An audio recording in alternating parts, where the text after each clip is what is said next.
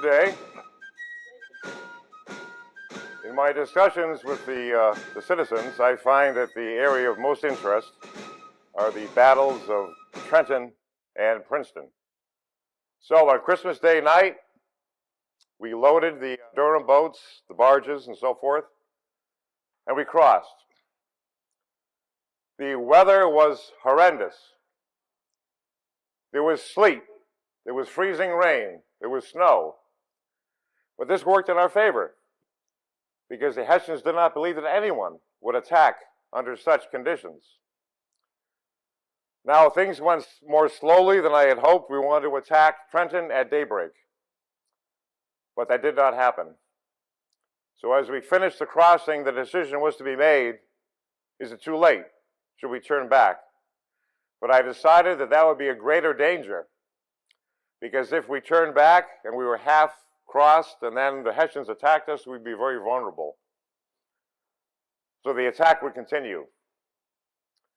Now, we did something unusual. With an assault force of some 2,500 men, we had a large number of cannon. We had 18 cannon, which is a large number for a group of men of that size. But the cannon were critical because in the foul weather, the cannon will always fire. So it was not until 8 a.m. that we made our approach. And the Hessians discovered the attack, and as soon as they formed, Henry Knox was firing his cannon into their ranks. As soon as they tried to form anywhere else, Henry Knox was firing into their ranks. They manned their cannon. They had 6 of their own guns. Now, all did not go as planned. I had other assault forces. They were supposed to be upriver. They were supposed to assist us, but due to the conditions, they did not make the crossing. But nonetheless, we were able to get them hemmed in. We cut off their retreat at that one narrow bridge. And it was most ironic that people may not realize this. But we had in our employ a German regiment. These were men who spoke German, and they were in our service. And they were calling over in German to the Hessians to surrender. And they were most surprised to hear that in their own language. But it was all over very quickly. We only lost 2 men, not to battle wounds, but from the cold. We finished our attack. We took our Hessian prisoners, and we recrossed the Delaware. But I wanted more. With this success, I sensed that we could do more.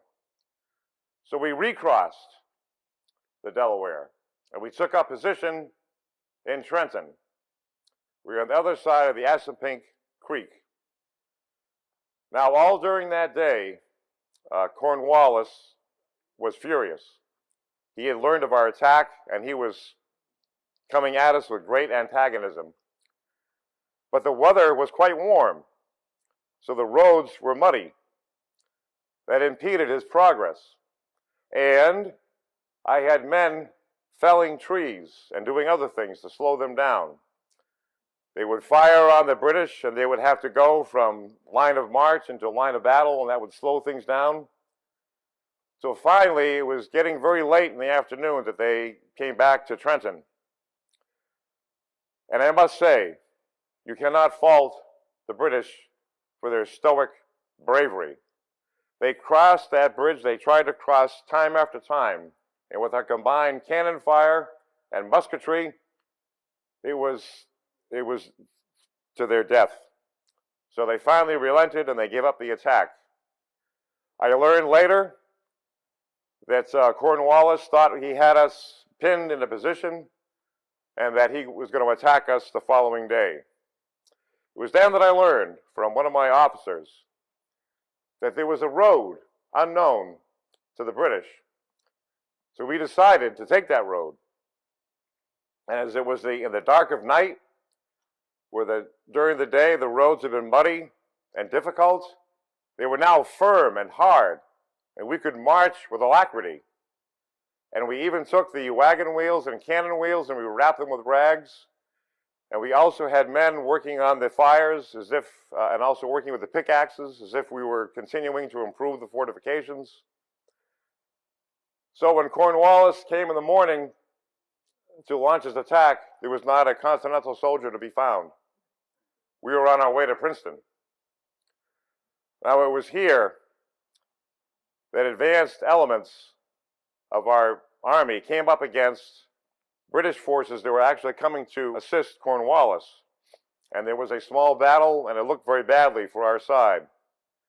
But at the last moment, I came forward with reinforcements, and I do recall saying to the men, "It is a fine day for a fox hunt, boys." And we did indeed push them back, and we carried the day.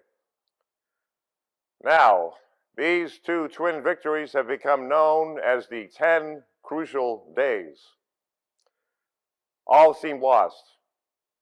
Many people ask, what was the most difficult part of the war?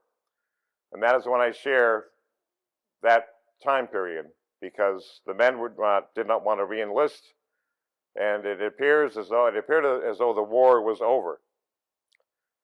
Now let me share this. Great Britain is a formidable power. Her resources are almost inexhaustible. Her troops have harvested laurels in every quarter of the globe. Her navy covers the oceans. However, they do have a weakness, not showing proper respect to certain enemies. They held us in contempt. I used that as a weapon against them. Never underestimate an enemy. I would be remiss not to regard these soldiers of the Continental Army. You may have heard it said that the Continental Army was without shoes by which their marches might be traced by the blood from their feet.